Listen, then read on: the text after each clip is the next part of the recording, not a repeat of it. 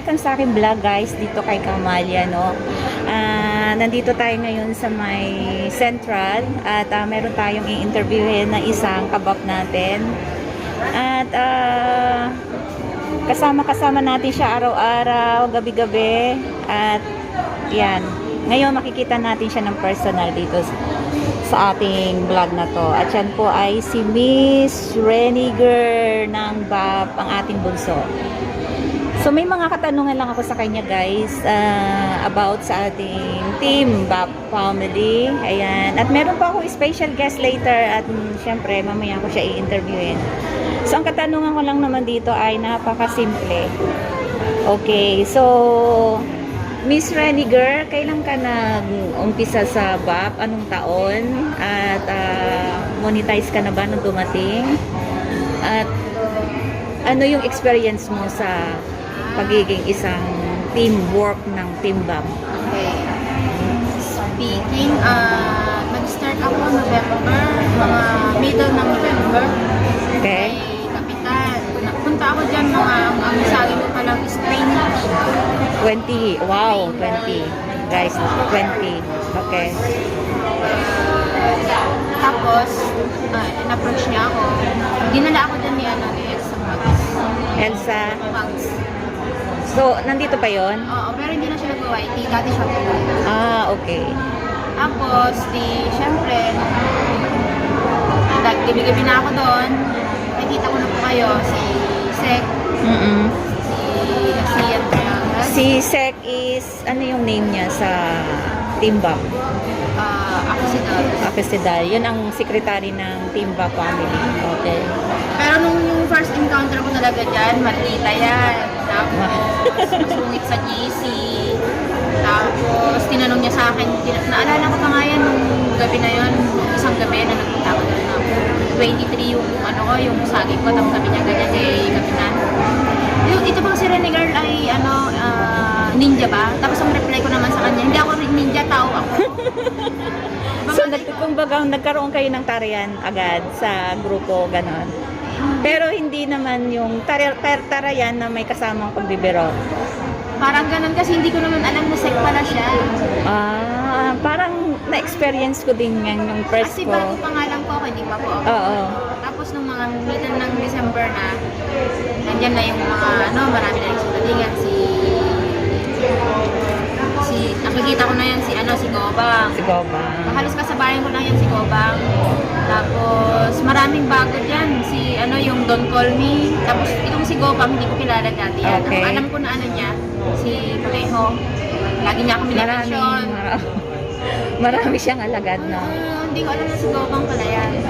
Tapos hanggang sa naging maayos na yung saging ko, tumaas ng tumaas, pinagraduate ako ng CAP ng 100. Tapos sabi niya sa akin, mangista ka lang, huwag kang susuko. Kaya pagkatapos ng NS niya, rumaran pa ako sa gabi, naabot ako ng na ganyan. Pakilinaw natin yung pagrarampa mo sa gabi, yung pangingisda mo yon sa gabi. Yes. Yung pagrarampa daw niya sa gabi is yung pangingisda. Halo-halo na yan, lalaki, paglantian. Na-experience ng lahat na bago maging monetize. So, hindi ka ba mula nung nag-umpisa ka, naka-isang taon ka na, right? Okay. So, mula nung nag-umpisa ka, hindi ka ba nagkaroon ng doubt sa sarili mo na susuko ka sa pagiging YT mo? Or meron ka pa rin talagang yung feelings mo na i-continue para sa future? Kasi ang YT kasi 'di ba para forever, lifetime 'yan. So, hindi ka ba nag-doubt na mag-stop ka? Hindi. Pero napapagod ka. Yes. Napapagod siya. Siyempre, lahat naman napapagod. So,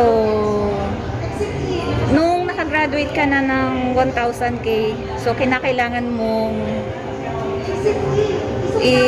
ibuuin yung 1WH mo. So, nag-isip ka ba kung saan mo kukunin yon or paano mo bubuuin yon? Speaking of that, may kwento ako. Ano yan, graduate ako ng 1,000, tapos ano na ako, mag-expire na yung YT ko na, ano ba yun? May 7 ata yun.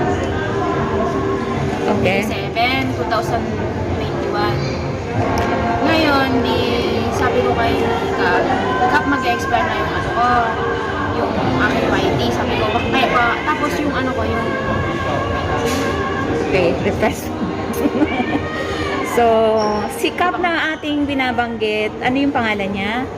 James Furniture. So, si James Furniture ay ang admin ng Timba Family. Si James Furniture po, yan. So, Tapos, na-stress na ako niyan. Tapos sabi ko ganyan, di pa na-mention ni Cap dun sa LS niya tuwing gabi na, pwede ba na itutok natin kay Rene kasi mag-expire na, kaya ganyan. Mm-mm. So, lahat ng na-appreciate ko naman kasi na-feel ko na LS kasi niya ako ng overnight. Tapos, Okay. nandiyan yung mga nakatutok ng mga taga-pap, ganyan. Tapos, nung talagang hindi na kineri, may nagsuggest kasi si Sek na ganito na ipa-ano na lang, boasting. ipag-ulpi sa iba. Po-boasting ang tawag doon, po-boasting. Di, nawagan ako ni Cap. Sabi ko, okay po. Ayun. So, nagpa-boasting ka. O, ayun, nagulpi ka na ano. Dahil yung during the time na nasa middle pa rin ako, siguro nakapag-share din ako ng saging sa'yo sa 1K mo. So guys, yung pagbo-boasting po kasi yan, pag wala kang gasinong kakilala or hindi tumataas yung WH mo, so gumagawa po talaga ng way para magpa-boasting at tumaas yung WH ng tao. Pero yun po, yun sa kanya nauna, nagpa-boasting siya. So sa ngayon naman is bino-boasting ng mga ka-team, right? So bino-boasting ng mga ka-team, right? So ganun yung nangyayari ngayon. So ngayong monetize ka na at nagpapatuloy siya ng study ngayon para sa kanyang future. So hindi ka ba nahihirapan? Hirap ka? Hirap. Kasi ganito yan. Trabaho. Pagkatapos ng trabaho, review, module. Tapos pag sa gabi, habang nagmo-module ako, nasa premiere ako. Okay. So siya yung bunso namin sa Back Premiere. So nag-i-study siya guys, at the same time nag-YouTube siya, nag-premiere. So diskarte lang talaga pag nasa YouTube. Kapag gusto mo ma-improve, talagang ginagawa mo. So ayan, narinig po natin guys yung sagot ng ating guest na si Miss Rene. Girl, thank you sa paunlak mo, girl. Napakagandang bata. Isa sa aking anak-anakan sa Team Bap. Yan. Thank you so much. At ang wish ko lang talaga sa'yo, yung YT word mo is tumaas. Sumweldo ka ng limpak-limpak. Kasi yun naman ang minimiti natin sa lahat. So, pwede ka bang mag-iwan ng message para sa mga darating na BAP at sa future? Okay, ang masasabi ko lang po sa mga bago, maging lang po kayo, yung disiplina po sa grupo, sumunod po sa mga rules kasi napakaganda po ng BAP. Hindi siya katulad ng ibang grupo na mahigpit, daming leche, ganyan. So, yung support lang po sa bawat isa, tapos wag lang po lumaki yung ulo. At sa mga umalis na po sa BAP, good luck po. Tapos sa mga darating pa, yun lang, welcome kayo. Yes, thank you. So, mayroon pa bang gustong iparating sa mga kasamahan natin dati na lumisan sa ating BAP? Baka nakakapanood sa atin. So, meron ba silang, may masasabi ka ba para sa kanila? Yung mga close talaga yung close talaga sa'yo?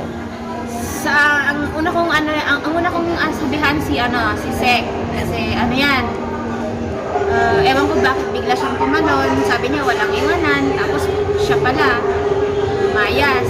Tapos yung iba naman na syempre mga busy, sana po hindi niyo kami makalimutan, nandiyan pa rin kayo.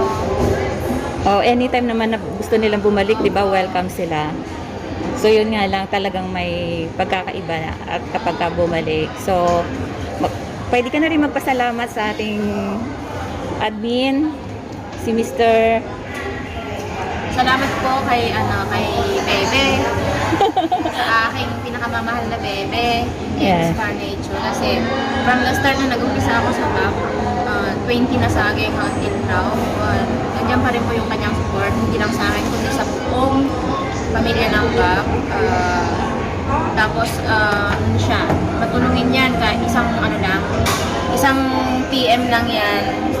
Bawat may problema ako sa YT ko, sa AdSense ko, lagi po siya nakatuto. Hindi lang po sa akin, kundi sa buong sa sakupan niya. So, Bebe, salamat po and God bless you. Mwah! Thank you. Ayan, palapakan natin si Miss Reniger. Thank you, Miss Reniger, sa paunlak mo. Ayan, God bless you and more power sa YT mo at study hard and yeah, wish all the best for you. Thank you. Salamat din po. Bye.